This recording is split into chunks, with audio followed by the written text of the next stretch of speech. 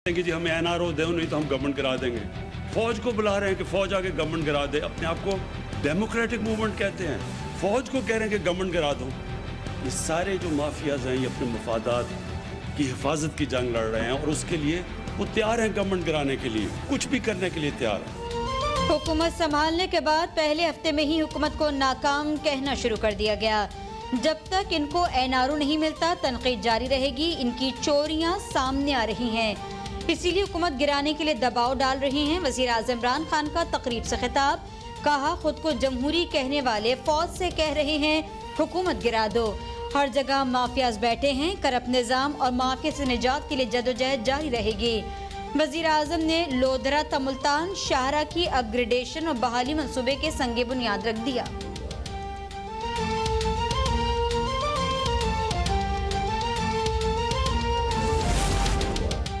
बिलावल भुट्टो ने वजीर आजम से कोरोना बचाव के हवाले से आलमी इदारों के फंड्स का हिसाब मांग लिया। कहा IMF ने $1.25 अरब, एशियन डेवलपमेंट बैंक ने $1.5 अरब और वर्ल्ड बैंक ने $200 मिलियन दिए।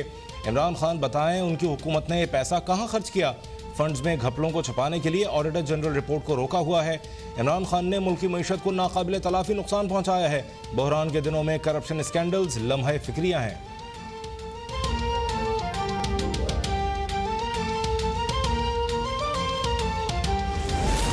अफगान नेशनल सिक्योरिटी एडवाइजर्स के गैर जिम्मेदाराना बयानात पर बहुत दुख होता है।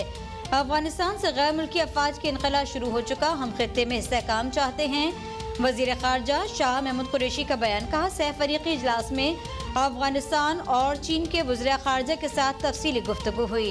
अफगान वजीर खारजा को दौरे पाकिस्तान की दावत दे दी गई। पाकिस्तान की तवज्जो इक़्तिसादी सिफारतकारी पर मरकूज है।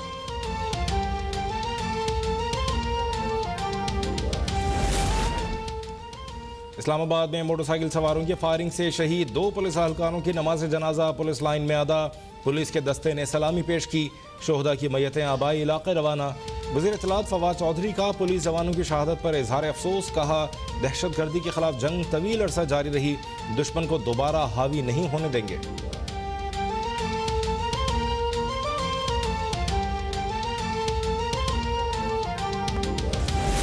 सिंध का माहाना पेंशन बिल 13 अरब 30 करोड़ रुपए और माहाना तनख्वाह बिल 24 अरब रुपए है। ऐसी इस्लाहत करना होंगी जिससे पेंशन बिल कम से कम हो। मौजूदा तरीकाकार चलता रहा तो पेंशन बिल सैलरी बिल से बढ़ जाएगा। वजीर आला सिंध मुराद अली शाह की ज़ेरे सदारत काबीना इजलास, पेंशन इस्लाहत की मंजूरी दे दी गई। रिटायरमेंट के लिए कम से कम सर्विस 25 साल करने की तजवीज़।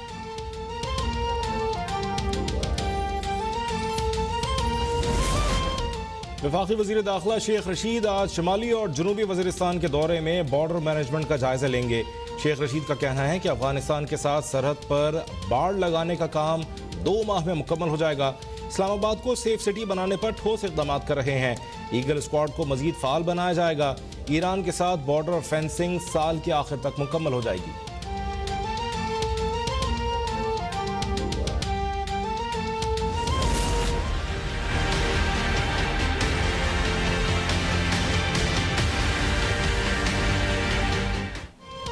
मुल्क में कोरोना वायरस से मजीद 83 मरीज इंतकाल कर गए। 24 घंटों में 1893 नए केसेस रिकॉर्ड।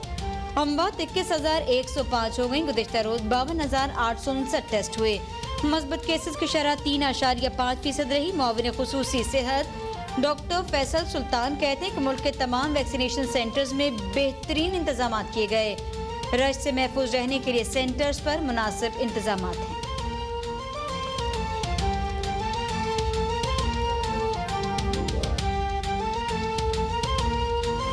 सिंध में कोरोना सेफ डे के तहत आज मुकम्मल लॉकडाउन। कराची की मरकजी और बड़ी होलसेल मार्केटें मुकम्मल तौर पर बंद। सिंध हुकूमत ने कोरोना केसेस बढ़ने पर पाबंदियां जारी रखने का इंदिया दे दिया।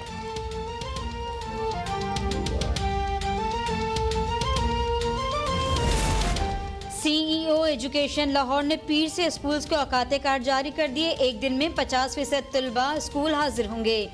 नर्सरी से मिडिल तक तलबा के औकाते कार्ड सुबह 7:30 से 11:30 तक होंगे। मैट्रिक और इंटरमीडिएट के तलबा की क्लासेस 7:30 से 12 बजे तक होंगी। क्लासेस के दौरान कोई ब्रेक नहीं होगा।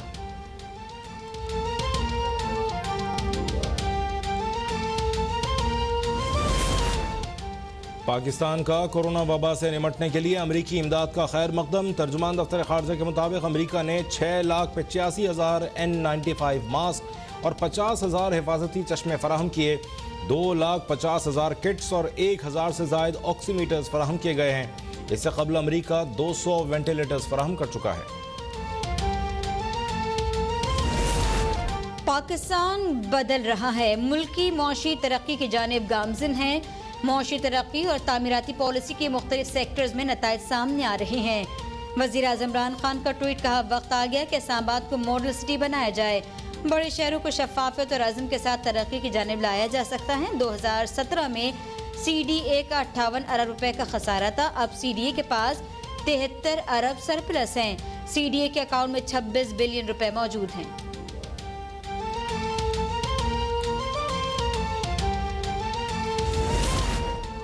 मुआशी हक़ाइक़ कौम के सामने आने पर इमरान खान और उनके किराए के तर्जुमान गायब हो गए। किराए के तर्जुमान सच्चाई बेनकाब होने पर गायब हो जाते हैं। मरियम औरंगज़ेब का बयान, कहा 15,000 अरब रुपए के कर्जों का जवाब हुकूमत दे। 2020 में शरह नमू -5.5% है, जो अब तक सबसे कम है। मालियाती खसारा भी तारीख का बुलंद तरीन 9.1% है। 5 करोड़ लोग गरीब और बेरोजगार हो गए। इस जुल्म का जवाब दें। तकरीबन 7 खरब डॉलर सालाना में मुल्कों में छुपाए जाते हैं। करप्शन के बायस गरीब मुल्कों के शहरी मजीद गुर्बत का शिकार हो रहे हैं। चेयरमैन नैब जावेद इकबाल का UN जनरल असम्बली के करप्शन के खिलाफ वर्चुअल सेशन से खिताब, कहा करप्शन के बायस दुनिया को सालाना 2.6 खरब डॉलर का नुकसान हो रहा है। गुर्बत के खात्मे के लिए गैर कानूनी मालियाती तरसील रोकना आलमी जिम्मेदारी है। चोरी किए गए असासों की फौरी वापसी और करप्शन के खात्मे के लिए मौसर इक़दामात की तजवीज़। वज़ीर आला उस्मान बुज़दार का लाहौर के मुख्तलिफ इलाकों का बगैर प्रोटोकॉल का दौरा। उस्मान बुज़दार ने गाड़ी खुद ड्राइव की और शहर में सफाई की सूरत हाल का जायजा लिया। वज़ीर आला सफाई के नाक़िस इंतजामात पर बरहम, मुताल्लिका ऑफिसर को ओहदे से हटा दिया। कहा अवाम के मसाइल हल न करने वालों को ओहदे पर रहने का कोई हक नहीं। जो ऑफिसर अवामी मसाइल हल नहीं कर सकता वो ओहदा छोड़ दे।